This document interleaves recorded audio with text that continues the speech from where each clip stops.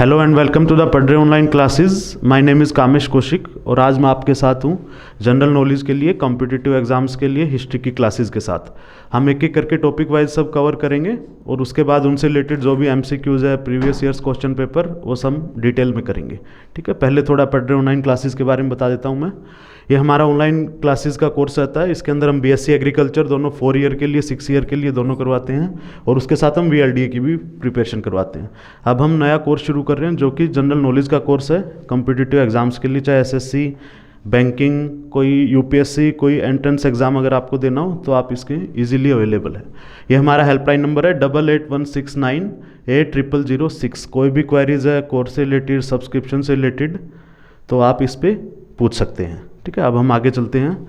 अब हम शुरू करेंगे हमारा आज का टॉपिक जो है दिल्ली सल्तनत। ठीक है, ये मेडिवल हिस्ट्री का पार्ट है। सबसे पहले दिल्ली सल्तनत की अगर बात करें तो इसके बारे में जानने से पहले थोड़ा इसके बैकड्रॉप के बारे में जानते हैं, क्योंकि ये बहुत इंपॉर्टेंट इवेंट है हिस्ट्री का। इंडियन हिस्ट्री की बात करें तो सबसे पहले, जैसे कि आपको पता है, भारत को सोने की चिड़िया कहा जाता था। अब सोना इतना था इंडिया के अंदर, तो सारी जैसे मिनरल्स हैं, सारी चीज़ें इतनी ज़्यादा होती थी, अब उनको लूटने के लिए कहीं ना कहीं से इन्वेडर आते थे। ठीक है, तो पहले जैसे अलेक्जेंडर आया था, वो एंशियंट हिस्ट्री की बात है। अब उसके बाद अगर मॉडर्न या मेडिवल हिस्ट्री की अगर हम बात करें तो उसके अंदर सबसे पहले जो मुस्लिम इन्वेडर आए थे, अगर मैं इस्लामिक इन्वेडर की बात करूं तो वो थे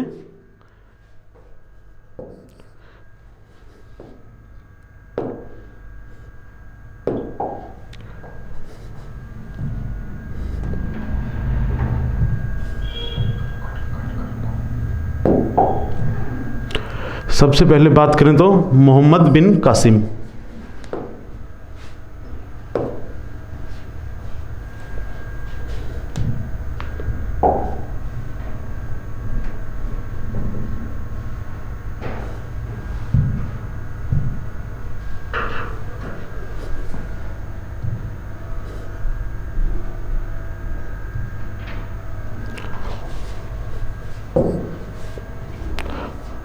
रुक एक बार कट करता। अच्छा।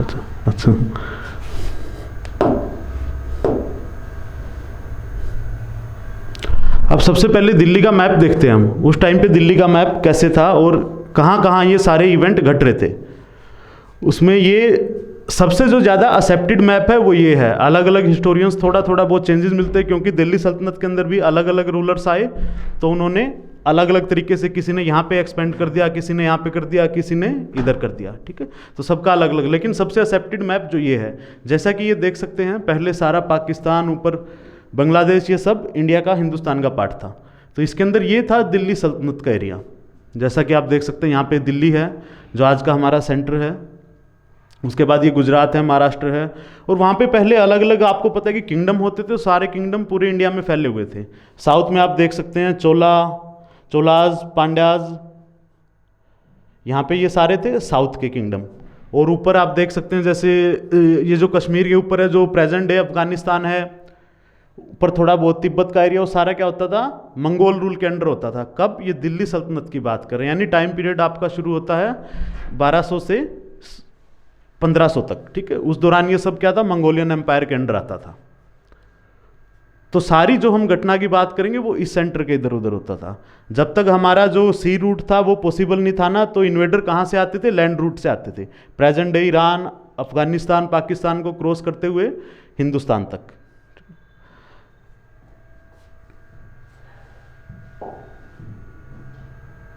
तो सबसे पहली डायनेस्टी की हम बात करते हैं, स्लेव डायनेस्टी। स्लेव का मतलब होता है गुलाम, इसको हम गुलाम वंश भी बोलते हैं। ठीक है, गुलाम वंश की शुरुआत कहाँ से हुई, इसके लिए आपको जानने के लिए 2 घटना बहुत ज़रूरी हैं। दोनों हैं बैटल ऑफ तराइन, जो कि प्रेजेंट डे हरियाणा के करनाल में है, तराइन करके जगह। वहाँ पे 2 युद्ध हुए थे, किसके बीच में? पृथ्वीराज चौहान और मोहम्मद गोरी के बीच में। अब मोहम्मद गोरी जो था वो एक आक्रांता था, इन्वेडर था। ठीक है, लूटने के लिए वो इंडिया में आया था अफगानिस्तान से। अब मोहम्मद गोरी यहाँ पे आया तो उसको बहुत ज़्यादा स्ट्रॉन्ग रेजिस्टेंस का सामना करना पड़ा। किससे? जो कि राजपूत वंश थे भारत में, पृथ्वीराज चौहान। अब पृथ्वीराज चौहान बहुत ही शूरवीर राजा थे। अब पृथ्वीराज चौहान का युद्ध हुआ मोहम्मद गौरी के साथ 2 बार। दोनों इवेंट को आपको याद रखना है।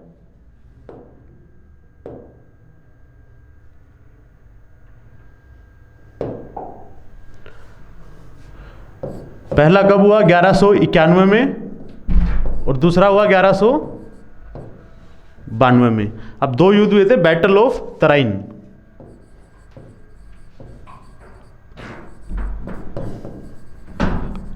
किसके बीच में? पृथ्वीराज चौहान और महमूद गौरी के बीच में।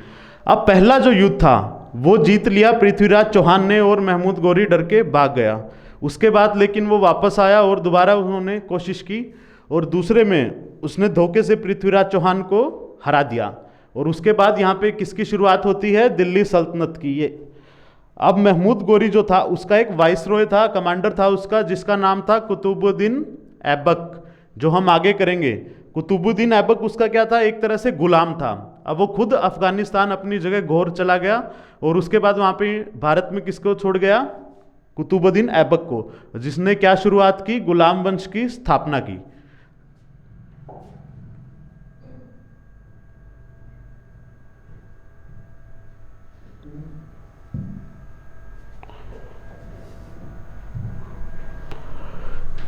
तो जैसा कि आप देख सकते हैं गुलाम वंश का टाइम पीरियड है पहला स्लेव डायनेस्टी। स्लेव डायनेस्टी का टाइम पीरियड है 1206 से 1290 तक। टोटल इन्होंने 84 साल राज किया।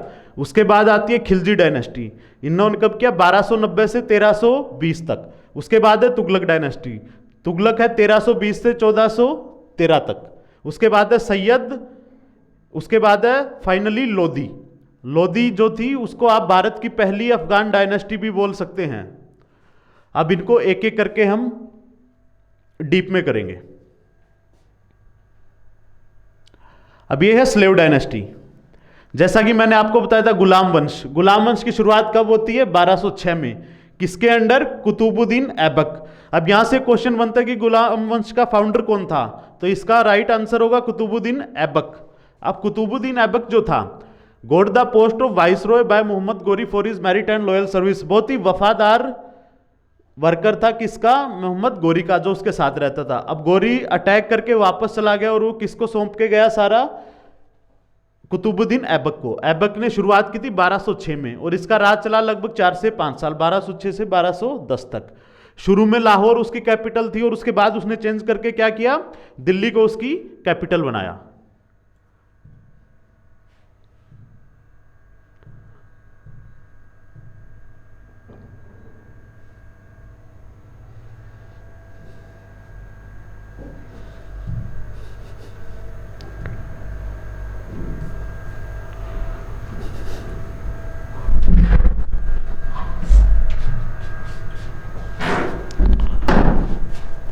उसके बाद आती है खलजी डायनेस्टी, और इसको क्या टाइटल दिया गया? लाख बख्श का। Given the title of Lakh Bakhsh. उसके बाद इनके क्या क्या कंस्ट्रक्शन इसने इंपॉर्टेंट किए। बच्चों देखो, कोई भी रूलर हो उसके लिए आपको 3 चीजें बहुत ज्यादा इंपॉर्टेंट है। 3-4 चीजें जो उससे रिलेटेड, उसकी पूरी जो उसके आसपास जो नोबल्स रहते थे उनके अंदर कौन कौन था वो बहुत जरूरी करना, और उनके कंस्ट्रक्शन क्या क्या थे। ठीक है, उन्होंने कौन कौन से वार लड़े। 3-4 चीजें जो क्वेश्चन पॉइंट ऑफ व्यू से इंपॉर्टेंट है। सबसे पहले उनको लाख बख्श का टाइटल दिया गया, और उन्होंने 2 मॉस्क्यू यानी मस्जिदों का निर्माण किया। कौन कौन सी? कुवैत उल इस्लाम जो कि दिल्ली में है, और 2.5 दिन का झोपड़ा जो है अजमेर में। ठीक है, उसके बाद इन्होंने कुतुब मीनार जो दिल्ली में है, दिल्ली के महरौली में है, कुतुब मीनार का काम किसने शुरू करवाया? कुतुबुद्दीन ऐबक ने। किसकी याद में? ये भी क्वेश्चन आता है इंपॉर्टेंट। संत ख्वाजा कुतुबुद्दीन बख्तियार काकी, इनकी याद में इन्होंने क्या किया? कुतुब मीनार का निर्माण शुरू करवाया। अब ही पैट्रोनाइज राइटर्स लाइक, कुछ राइटर्स थे जो उसके कोर्ट में थे, उनको काफी पसंद करता था। उनका नाम था Hasan ul Nizami, author of Tajul Maasir and Fakhruddin.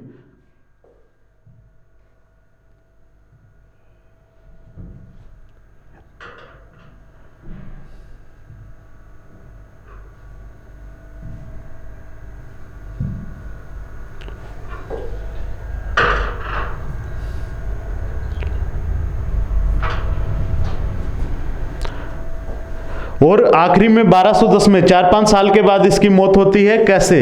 He fell from the horse, वो क्या करता था? पोलो खेलता था, पोलो खेलते हुए उसकी घोड़े से गिरने के कारण उसकी मौत होती है।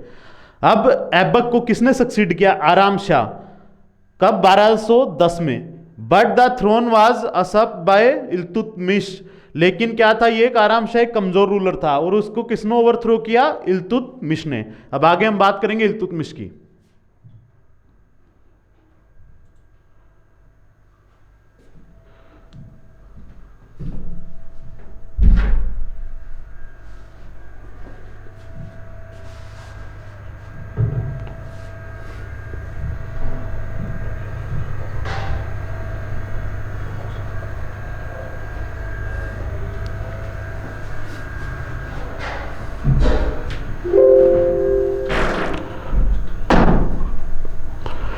अब बात करेंगे इल्तुतमिश की। इल्तुतमिश का जो रेन था वो था 1210 से लेके 1236 तक। Iltutmish the greatest slave king, और इसको क्या कहते हैं? गुलाम वंश का ये सबसे मजबूत राजा था। And the real consolidator of Turkish conquest in India, और टर्किश जो कनकेस्ट मतलब जो इंडिया में वो राज करने आए थे उसको सबसे ज्यादा कंसोलिडेट किसने किया? वो किया था इल्तुतमिश ने। अब इल्तुतमिश की और बात करते हैं। He made Delhi in the capital in place of Lahore, Lahore की जगह उसने क्या किया? दिल्ली को अपनी राजधानी बनाया। कंप्लीटेड द कंस्ट्रक्शन, कंस्ट्रक्शन कब शुरू हुआ था? कुतुबुद्दीन ऐबक के राज में। और किसने कंप्लीट किया? इल्तुतमिश ने। Constituted a group of 40 loyal slave amirs known as, Turkan e Chahalgani और चालीसा। हम चालीसा की बात करते, जो 40 लॉयल वफादार जो गुलाम थे, उन्होंने एक पूरी मंडली या टोली बनाई। किसने? इल्तुतमिश ने। तो ये इंपॉर्टेंट क्वेश्चन है यहां से कि चालीसा किसके राज में थी? वो थी इल्तुतमिश के। ठीक है। उसके बाद इसने कुछ कोयंस और इंट्रोड्यूस किए, जैसे सिल्वर, चांदी का क्या था? टका, और कॉपर का जिटल। ये दोनों वेरी इंपॉर्टेंट है, जिटल एंड टका।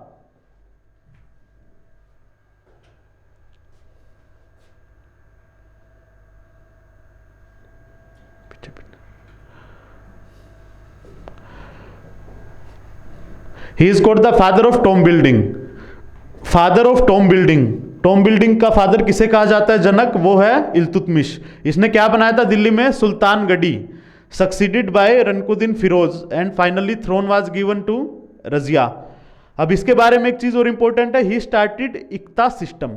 इक्ता सिस्टम क्या था? इक्ता एक तरह से मेजर और माइनर, इक्ता जगह को नापने का एक तरीका था। ये कहते थे ये इक्ता है, छोटा और बड़ा।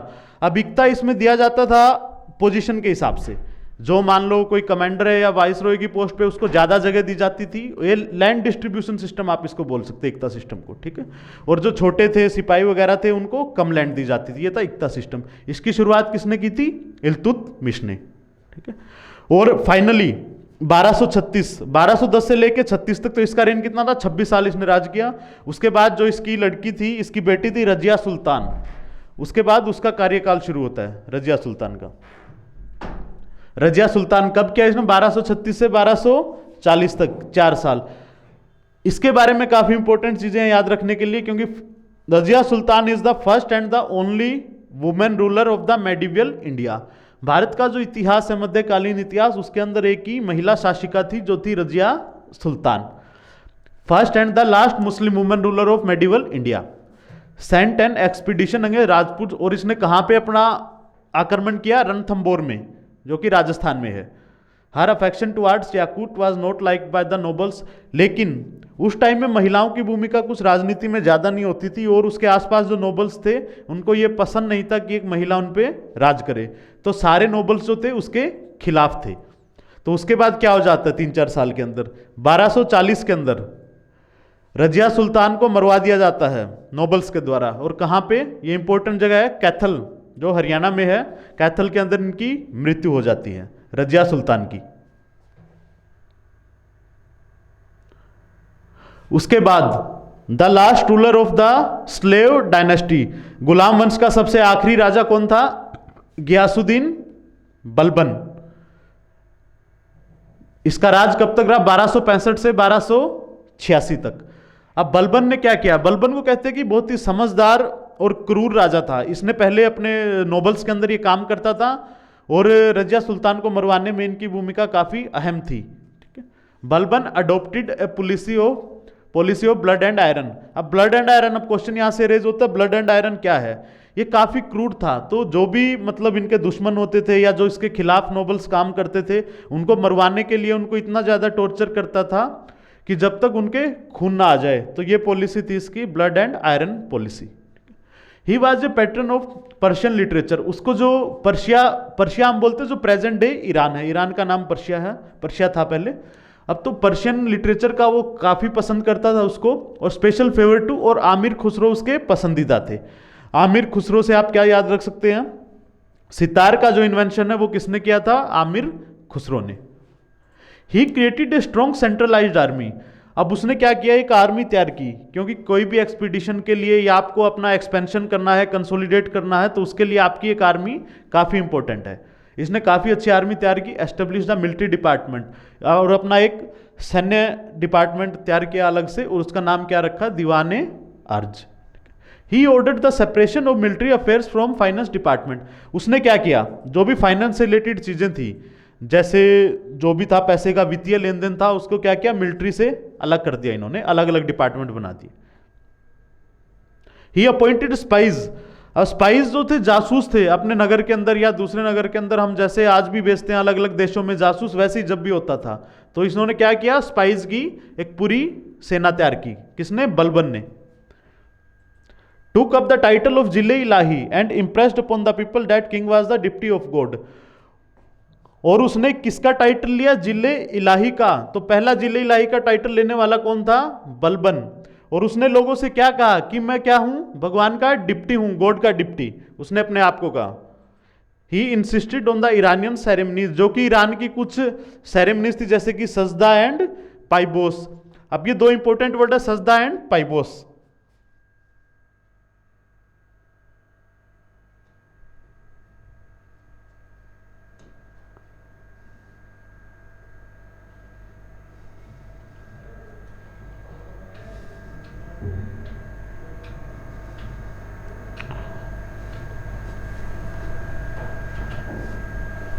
अब सजदा और पाइबोस के बारे में डिटेल से करेंगे। सजदा और पाइबोस है क्या। अब बेसिकली सजदा जिसको हम बोलते हैं, इसके अंदर क्या होता था कि जैसे सामने कोई आपके राजा बैठा है, तो आप उसके क्या करते थे, आगे सिर झुकाते थे, सर जो है जमीन पे रखते थे, उसको बोलते थे सजदा। और पाइबोस जो है, पाइबोस के अंदर आपको राजा होता था, उसके पांव को चूमते थे। एक ईरानियन सेरेमनी थी, वो किसने अडॉप्ट की, बलबन ने, सजदा और पाइबोस। Started the festival of Navroz, और इसने एक नया त्योहार शुरू किया जिसका नाम था नवरोज। नवरोज की शुरुआत किसने की, बलबन ने, ठीक है। और आखिरी में सबसे, अब इसने राज किया 1265 से 1286 तक। अब आखिरी में, और गुलाम वंश कब तक चला, 1290 तक। बीच के जो 4 साल थे, उसके अंदर क्या हुआ, Kaiqubad, the last Ilbari king, Ilbari और स्लेव एक ही बात है, was killed by Jalaluddin Khilji. Kaiqubad जो कि आखिरी गुलाम वंश का रूलर था, उसको किसने मारा, जलाउद्दीन खिलजी ने। और इसके बाद क्या शुरू होता है, खलजी वंश, कब, 1290 में। बच्चों, किसी भी वंश का खत्म होना ये कोई नेचुरल चीजें नहीं होती, इसके अंदर काफी चीजें होती हैं। आपका इंटरनल रिवोल्ट हो सकता है, ठीक है, वीक रूलर हो सकते हैं। तो इसके बाद लास्ट जो मजबूत शासक था वो गयासुद्दीन बलबन था। उसके बाद वीक रूलर सर आए, उनको ओवरथ्रो कर दिया, किसने, जलाउद्दीन खिलजी ने। इसके बाद हम बात करेंगे खलजी वंश की। अब खलजी डायनेस्टी आपकी शुरू होता है, टाइम पीरियड है इसका 1290 से 1320। टाइम पीरियड काफी इंपॉर्टेंट है, टाइम पीरियड से ही काफी क्वेश्चन सोल्व हो जाते हैं। अब इसका सबसे पहला रूलर था, जो कि इसका फाउंडर भी था, जलाउद्दीन खिलजी। 1290 से 1296, 6 साल इसने शासन किया। उसके बाद invasion of Devagiri in 1294 by his nephew and son in law Alauddin Khilji.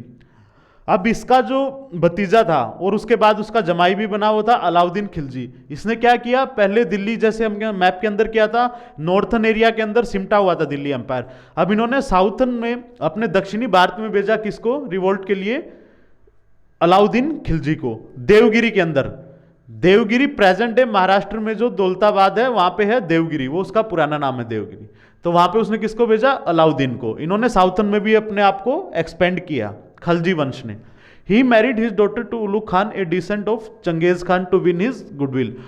और आप इस चीज से रिलेट करते हैं, ये जो टाइम चल रहा है ये चंगेज खान के कंटेम्प्रीज हैं ये, ठीक है। अलाउद्दीन खिलजी है और ये है जलाउद्दीन खिलजी है, ये चंगेज खान के कंटेम्प्रीज हैं।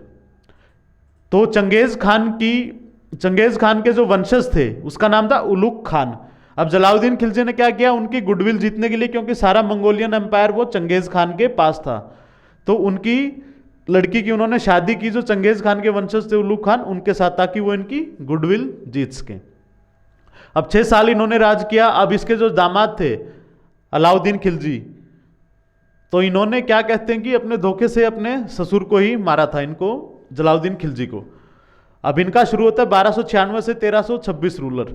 आप इनको मध्यकालीन भारत के सबसे क्रूर शासक भी आप अलाउद्दीन खिलजी को बोल सकते हैं। जो क्रूर होगा वो एक्सपेंड भी करेगा। ये तो he came to throne by treacherously murdering his uncle and father in law. इन्होंने क्या किया, धोखे से इसकी मृत्यु की थी जलालुद्दीन खिलजी की। ही मैसेक्रेड द रेबेलियस नोबल्स, और जो भी उनके खिलाफ खड़ा होता था उनको वहीं पे खत्म कर देते थे अलाउद्दीन खिलजी। टॉलरेशन बिल्कुल जीरो था। Relatives, family members and the Mongols who had settled in Delhi, और कुछ मंगोल जो चंगेज खान के टाइम के दौरान यहाँ पे दिल्ली में आ गए थे, और उन सबको भी इन्होंने मार दिया। He gave punishment even to his wife and children of all nobles, और जो नोबल्स के, सिर्फ नोबल्स ने, उनके बच्चे, उनकी वाइफ थी, सबको इन्होंने क्या किया, अलाउद्दीन खिलजी ने मार दिया। कॉन्कर्ड गुजरात, गुजरात के अंदर उन्होंने एक्सपेंड किया। And married to raja wife, और वहां के जो राजा थे उनकी वाइफ से उन्होंने शादी की। वाइफ का क्या नाम था, कमला देवी। एक्वायर्ड मलिक काफूर, वहां से इन्होंने किसको लिया, मलिक काफूर को। और इन्होंने बिल्ट मॉस्क एंड रामेश्वरम, और रामेश्वरम जो कि भारत का साउथर्न मोस्ट पार्ट है, वहां पे इन्होंने क्या किया, एक मस्जिद बनाई। किसने, अलाउद्दीन खिलजी थे। इंपॉर्टेंट है, who built mosque at Rameswaram, तो इसका आंसर आएगा अलाउद्दीन खिलजी। कैप्चर रणथंबोर, रणथंबोर को इन्होंने कैप्चर किया, चित्तौड़ को, मालवा को। ये बहुत ही इंपॉर्टेंट और फेमस किस्सा है। The queen of Chittor, wife of Ratna Singh Padmini committed jauhar. जैसा कि आप सबने मूवी देखी होगी पद्मावत, वो इसी दौरान का, उसका बैकड्रॉप क्या है, अलाउद्दीन खिलजी के टाइम का है। ठीक है, चित्तौड़ के राजा होते थे रतन सिंह। अब रतन सिंह की वाइफ थी पद्मावती, और क्या किया, अलाउद्दीन खिलजी ने वहां पे अटैक करता है धोखे से, किसको, रतन सिंह को मारता है।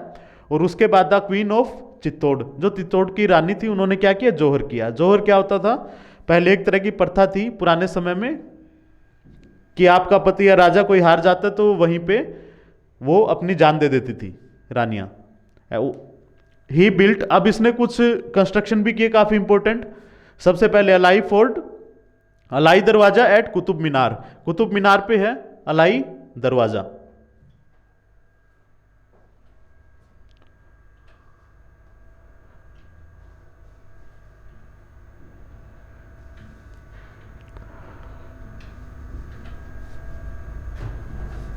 अलाई दरवाजा कुतुब मीनार पे है, और उसका नाम क्या है, कुतुब मीनार है दिल्ली के मेहरौली में। मेहरौली में अलाई दरवाजा है, उसको अलाउद्दीन का गेट भी बोलते हैं। वहां पे एक बड़ी सी आर्क है, और उसके अंदर को आप होके कुतुब मीनार के अंदर जाते हैं। कुतुब मीनार के जो दक्षिणी छोर है उसके ऊपर आपको मिलेगा अलाई दरवाजा। ठीक है,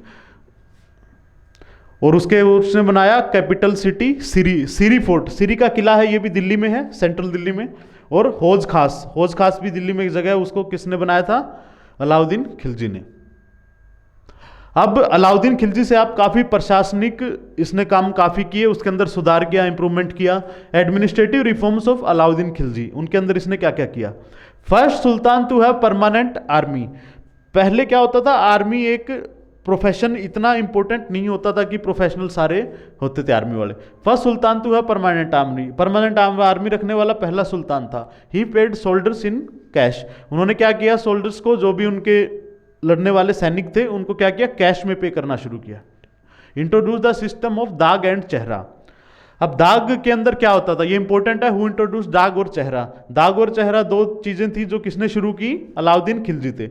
इसके अंदर क्या किया जाता था, जो भी घोड़े होते थे अच्छी नस्ल के और जो थोड़े कम अच्छे होते थे, उनको सबकी क्या की, ब्रांडिंग शुरू की। ब्रांडिंग ऑफ फोर्सेस किसको बोलते, दाग और चेहरा को किसने शुरू की, अलाउद्दीन खिलजी ने। घोड़े को उनकी नस्ल के हिसाब से अलग करना शुरू किया। जो अच्छे घोड़े होंगे वो युद्ध में भाग लेंगे, बाकी सामान वगैरह के लिए। और ठीक, measure the cultivation land and fix the land revenue. Biswa was declare to be the standard of, और मेजरमेंट किसके अंदर होती थी, बिस्वा के अंदर। ठीक है, the state demand half of the produce, और जो भी अनाज वगैरह किसान पैदा करते थे तो उसका हाफ कौन लेता था? स्टेट लेता था। The post of special official called Mustakhraj, special official इसने अपॉइंट किया, उसका नाम क्या था? Mustakhraj, created for the purpose of collection of revenue, और जो भी रेवेन्यू प्राप्त होता था सारी चीजों से उस स्टेट के अंदर, तो कौन प्राप्त करता था? मुस्तखराज, एक स्पेशल पोस्ट थी। इसको आप आज का वित्त मंत्री भी बोल सकते हैं। He control the market by some regulation, उन्होंने मार्केट को कंट्रोल शुरू किया, क्योंकि मार्केट भी इतनी स्थापित नहीं थी, तो उसको इन्होंने नई नई चीजें लेके आए। तो उन्होंने क्या किया? सब कमोडिटीज के कॉस्ट जो थे वो फिक्स कर दिए। अब ये नहीं था कि एक कुछ पे बिकेगा और एक कुछ रेट पे, सब फिक्स कर दिए। ही सेटअप 3 मार्केट्स इन दिल्ली, और उन्होंने दिल्ली के अंदर क्या किया? नई 3 मार्केट स्थापित करी। अब अलाउद्दीन खिलजी के बाद राज आता है तुगलक का। तुगलक का टाइम पीरियड है 1320 से 1412।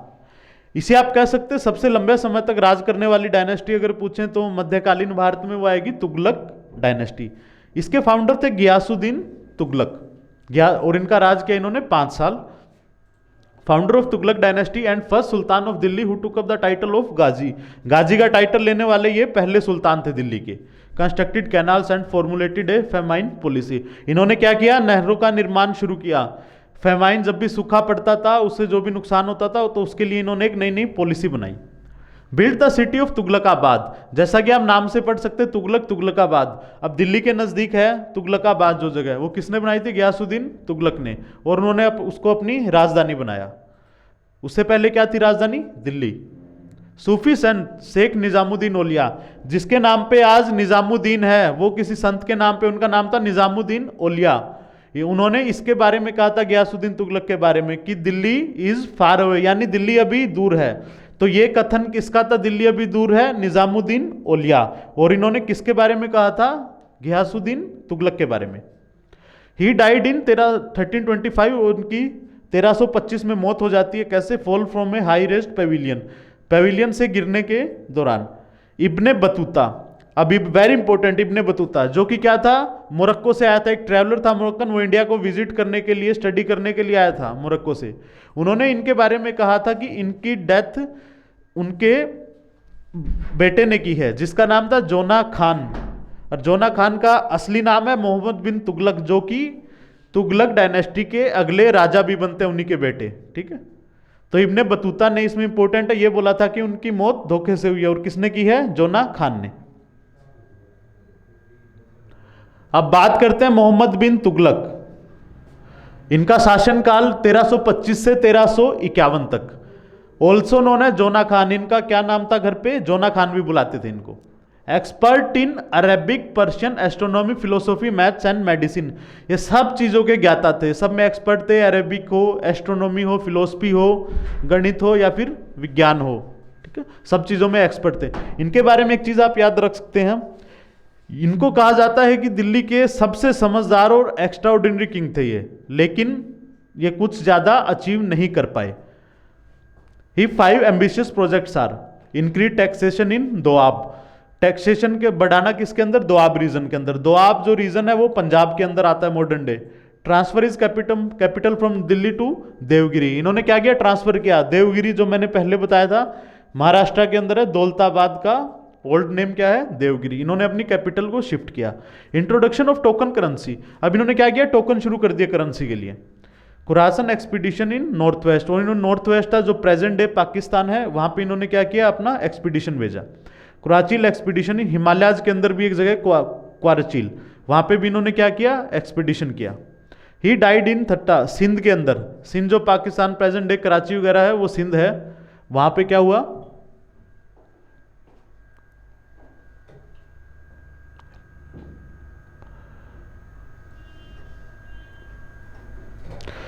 तो एक टर्की स्लेव था, गुलाम था, तागी, उसके युद्ध के दौरान क्या हुआ? इनकी, मोहम्मद बिन तुगलक की मौत होती है। अब इसके बाद शुरू होता है फिरोज शाह तुगलक का रेन। अब फिरोज शाह तुगलक, अब जैसा कि he made the iqta system hereditary, अब मैंने आपको बताया था इक्ता सिस्टम किसने शुरू किया था? अलाउद्दीन खिलजी ने। इक्ता सिस्टम में क्या होता था? इक्ता सिस्टम के अंदर होता था कि ये लैंड डिस्ट्रीब्यूशन सिस्टम था, लैंड डिस्ट्रीब्यूशन सिस्टम था जिसके अंदर लैंड बांटी जाती थी सोल्जर्स को या फिर नोबल्स को उनकी पोजीशन के हिसाब से। अब इसने क्या चेंज किया उसके अंदर important change, he made the iqta system hereditary. Hereditary का मतलब होता है वंशानुपात।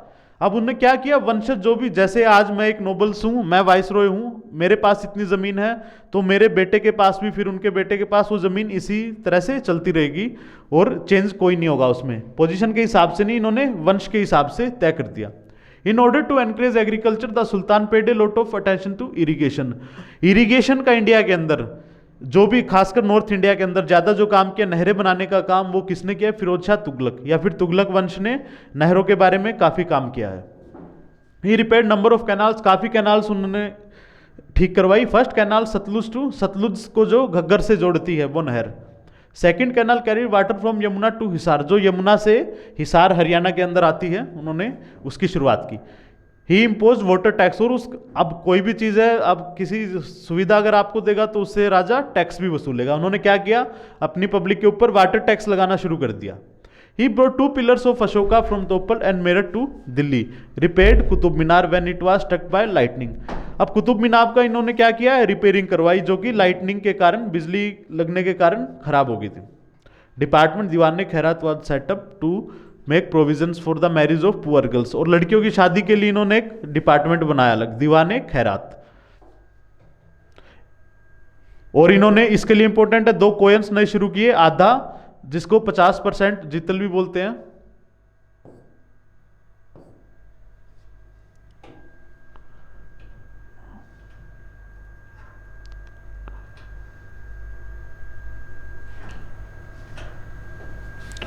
और बीक, बीक जो था 25% जितल था, आधा मतलब हाफ, 50% जितल।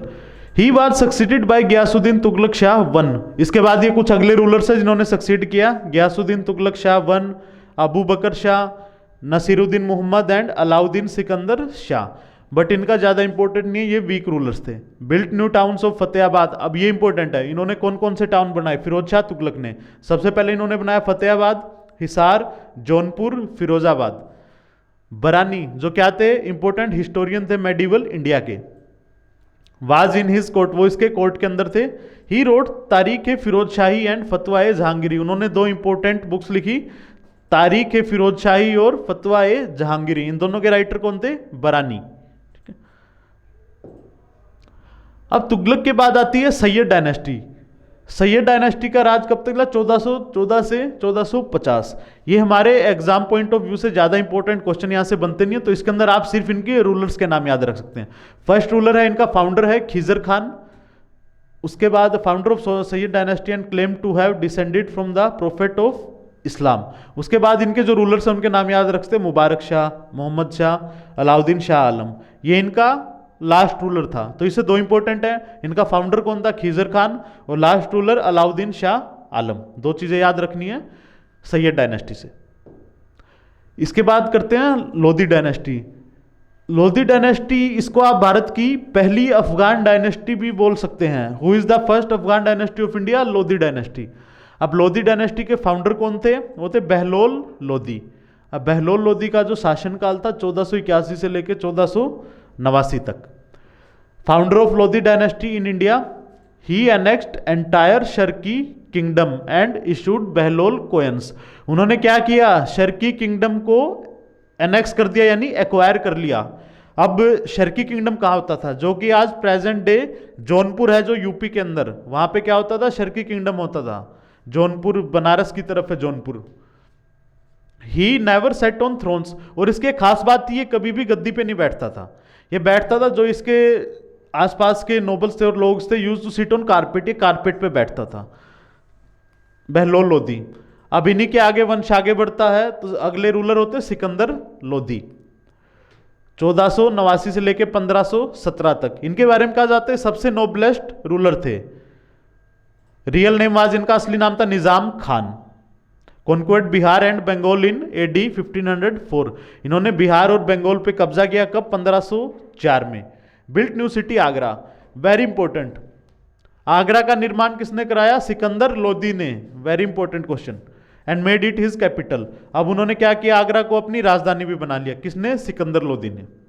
ही एनकरेज्ड एग्रीकल्चर, उन्होंने खेती को बढ़ावा दिया। For measurement of land. Measurement of land के लिए उन्होंने क्या शुरू किया? गजे सिकंदरी, अपने नाम से शुरू किया, Gaze Sikandari. He was a poet and wrote verses in Persian. वो एक पोएट थे और लिखना किसमें पसंद करते थे? पर्शियन में। Under the pen name of Gulrukhi he repaired Qutub Minar. इन्होंने भी क्या किया? कुतुब मीनार का रिपेयरिंग करवाई। अब लास्ट रूलर मेडिवल इंडिया के जो अंदर दिल्ली सल्तनत थी उनके लास्ट रूलर बोल सकते हैं, और लोधी डायनेस्टी के भी लास्ट रूलर इब्राहिम लोधी। इनका राज चला 9 साल। वो क्या करते थे? ये एक तरह से कहते थे घमंडी थे, इनको अपनी पावर का वो था, और ये ज़्यादा ही क्रूर भी थे, घमंडी भी थे, अपना ज़्यादा एक्सपेंडिशन करना चाहते थे। और इसके कारण क्या हुआ? इनकी आदतों के कारण जो भी इसके आसपास के नोबल्स थे वो सारे इब्राहिम लोधी के अगेंस्ट हो गए, इनके खिलाफ हो गए। अब जो इनके अंकल थे ये दिल्ली आगरा के आसपास राज करते थे, और इनके पंजाब के ऊपर भी इन्हीं का राज था। इनके अंकल थे दौलत खान लोधी, आलम खान लोधी। अब उन्होंने क्या किया? वो इससे परेशान थे।